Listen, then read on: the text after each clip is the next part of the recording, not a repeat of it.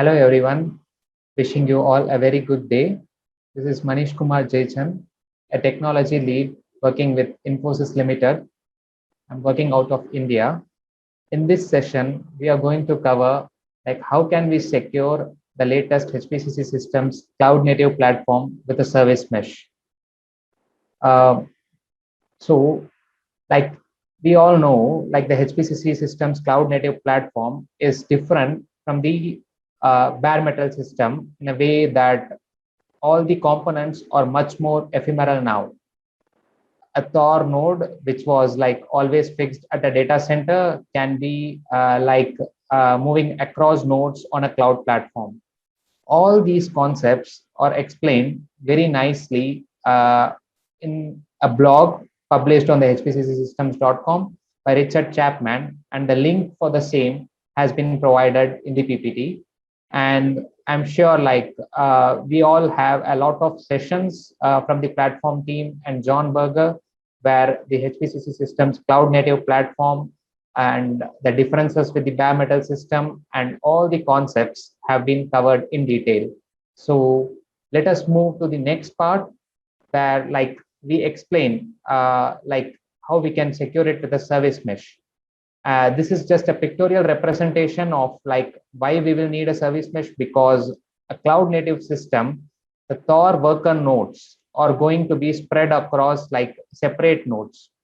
When we create a cloud system, we usually create nodes on a cloud platform over which we will install our components, HPCC components. So when we install the HPCC components, if we say we have like a 4-node Thor cluster, then it's highly possible that first two worker nodes will be installed on a node 1, and the second two will go to node 2, and your Thor master, your DALI, and all other systems will be spread across both the nodes. So when we have a architecture like this, when compared to a traditional data center, which is straightforward, the next question crops up is like, how are we going to secure our data, and how are we going to handle data transfer securely?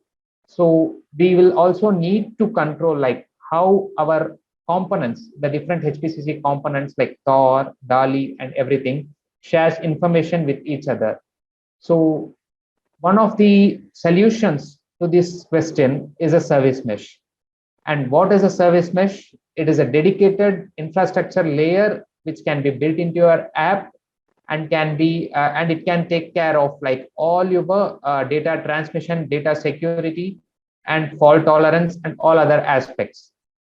And for the question like why do we need a service mesh, because like when we come with the latest microservices architecture, with time your system grows and the traffic is also very high.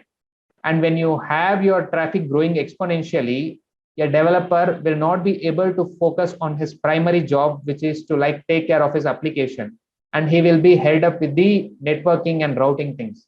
And in like if we use a service mesh, all the rerouting, all the data transmission and data security aspects are kept from a separate from the application, and the developer can dedicate his time to his primary skill, which is to make the application work better. And the advantage of using a service mesh is like it can optimize your data transmission.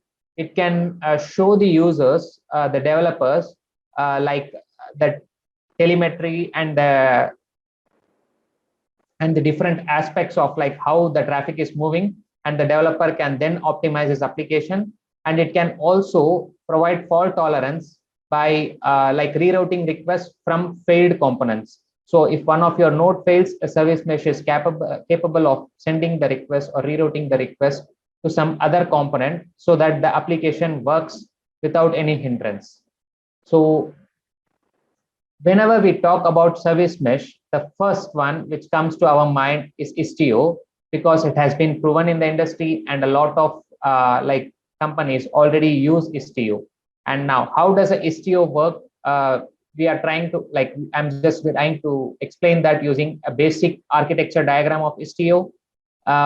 when we have two services like service A and service B, we can take an example of an online retail store here. So when we have an online retail store, we can say that service A is a basic web app which is going to allow you to log in and select the products, and service B is that part of the app which is going to show you preferences based on the history of your search. Now both these search services have to in turn connect to an inventory to provide you with the options. Now we can also have a service C which is going to be the cart of your retail app. Now, all these applications, small applications in a microservices architecture, have to continuously communicate with each other and have to communicate with the inventory as well in turn to make sure that the traffic is like optimized and the information is shared properly. Now, how does Istio works? Like when you install the Istio service mesh along with a service, what it does is it installs or adds an envoy proxy to your service. Now you can see on screen that the service A and service B both have got their envoy proxies installed. Now what this envoy proxy does is like any communication which happens from service A or to service A, it has to happen via the envoy proxy. And this envoy proxy is in turn connected to the Istio control plane, where you can configure like what all options you have with Istio. Like you can say, like you can turn on the MTLS feature, you can add fault tolerance, everything can be done by just configuring the Istio control plane, and that in turn will communicate with the proxy which is like installed on your service, and then everything will be taken care of. Now from this architecture, one thing is like sure that this needs some infrastructure, and so when you install a service mesh, some part of your cloud infrastructure will be like consumed by a service mesh. So you'll have to plan ahead and add some extra resources so that your performance is taken care of. Now when we say like a traditional microservices architecture can be like a service mesh can be used in a traditional microservices architecture, now we can see on screen like how it can be used with the cloud native HPCC systems platform. Now when we use a cloud native HPCC systems platform on like when we install it, we can see that a Thor worker will be spread across node 1 and node 2, and your Thor master is on node 1 and your Dolly is on node 2. Now when you install Istio or any like or Linkerd or a service mesh like which deploys envoy proxies, what it does is like it installs an envoy proxy on each component, each worker node, each master node, and Dolly as well. And now any communication which is happening from any of the components is going to happen when via the envoy proxy.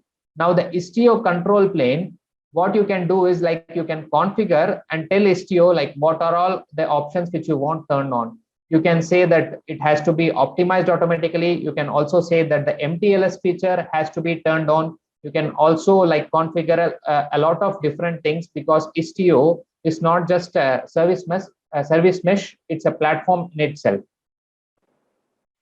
Now we are going to see like how we can install a HPCC systems cloud native platform like and Istio together, so that we can harness the true like power of a service mesh with our HPCC systems platform. Now the very first step in creating like a cloud platform or a cloud node will be to create a resource group. In this example, we are going to use Azure as a platform, and I would suggest that anyone who has gone through Jake Smith's blog of like installing a basic HPCC systems cloud native platform on Azure, for him it will be easy to follow these steps. And like when we install, like the very first step will be to create Azure resource group. We have to specify the location where the resource group has to be created, and like once you specify the location, like all your components, all your nodes which you create after that will be created on that location or within that location. So As we explained earlier, the cloud native platform is like dependent on Kubernetes, which will automatically decide like how the components and the hardware will be shared. So the second step will be to create the Azure Kubernetes services cluster. So once you create an Azure Kubernetes services cluster, the third step will be to make sure that you grant the Azure Kubernetes service the required rights, which so that it can interact, so that your Azure system can interact with the Kubernetes within the platform. So once these steps are covered, the next step will be to download the latest version of Istio.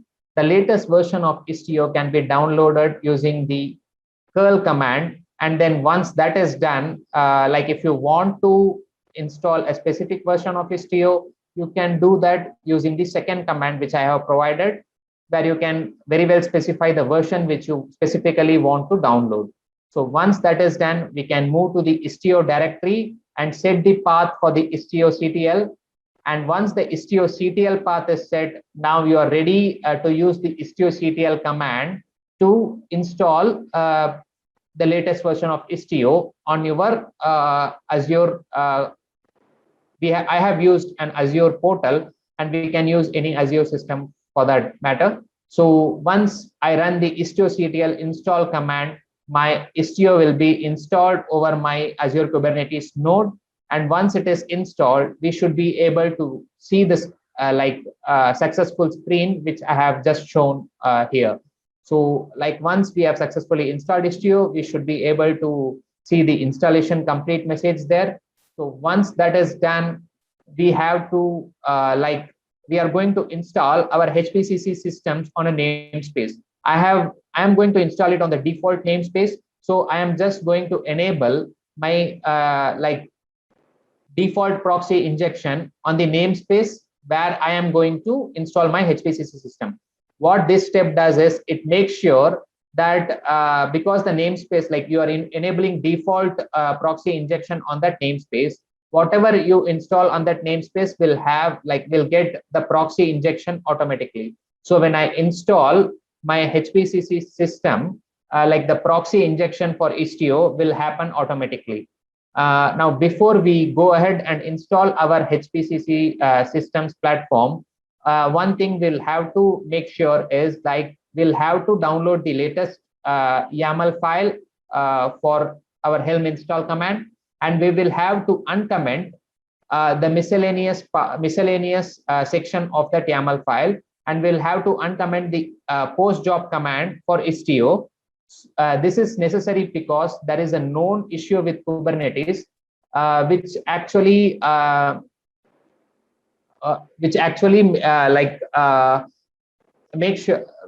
makes the Istio proxy not to kill itself. So when I use my Tor worker node, we have to make sure that the Tor worker is closed off once my work unit is complete. But when I use Istio, what happens is, if I don't give this command, then my Istio proxy is never killed.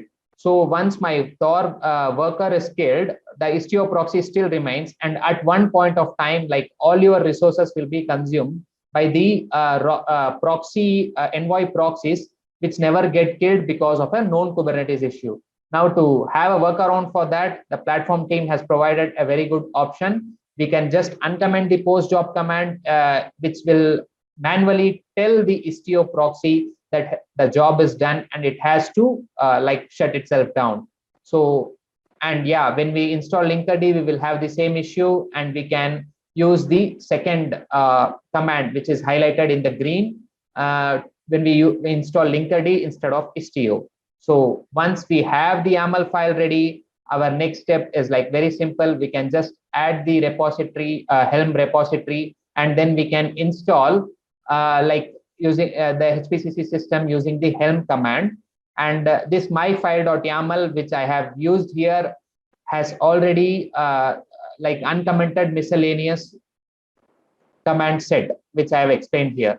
So because of this, once I install my HPCC component, I should be able to see the success message, the name, the last deploy date, the namespace, and everything. since the namespace is default here, as I explained before, I have already enabled default proxy injection for this namespace.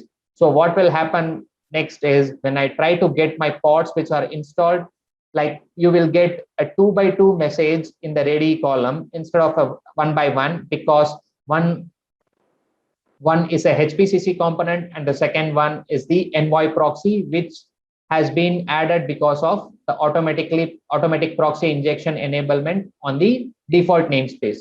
So now we have a working version of a HPCC systems with Istio ready. So once we have that ready, like what we have done is, like what we can do is we can run the kubectl get svc command to get the different IP addresses of ECL watch and other things which we might need. And once we have that ready, we are now ready to interact with Istio HPCC systems platform with the Istio installed.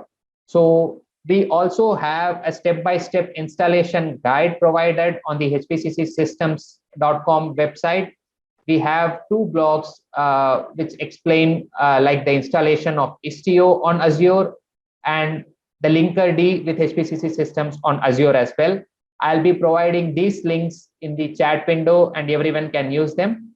And yeah, we have also compared the performance, as I said earlier, that we will need certain infrastructure to be added to our service mesh. Because of like the infrastructure consumption, there will be some performance overhead on the system when we add a service mesh to our HPCC systems. So we have tried to compare, and the good news is, like when we install, you can see on screen the percentage increase in time or the performance with HPCC with Istio is just 5% for the different tests conducted.